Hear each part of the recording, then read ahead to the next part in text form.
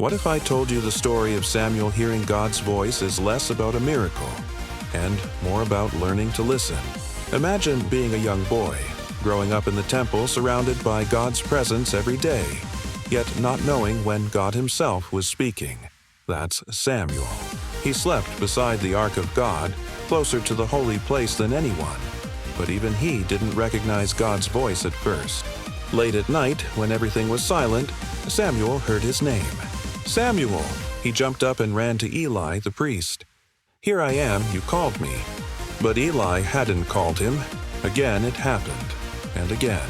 Samuel kept running to the wrong person because, like many of us, he didn't expect God to speak directly to him. He thought God only spoke to important people, grown-ups, priests, not kids like him. Before I continue, if you believe God still speaks today, tap that like button right now and show that you're ready to hear him too. Here's the twist most people overlook. God wasn't just speaking, God was interrupting. He was breaking into a generation where faith had gone quiet. Eli's sons, the leaders of Israel, were corrupt. The nation hadn't heard God's voice for a long time, and instead of choosing a strong warrior or famous priest, God whispered to a child.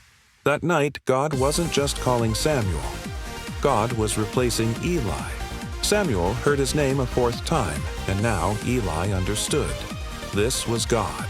He told Samuel to answer, "Speak, Lord, for your servant is listening." And when Samuel finally responded, God told him things that would shake the whole nation. A message of change, a message of judgment. A message that required courage from a boy who still had so much to learn. The hidden lesson? You're never too young, and you're never too unimportant for God to speak to you. The biggest barrier isn't God's silence, it's our distraction. We hear everything else louder than his voice. Noise, opinions, scrolling screens, fear. But God still calls our names in the quiet moments, waiting for us to say the same words Samuel did. "Speak, Lord. I'm listening."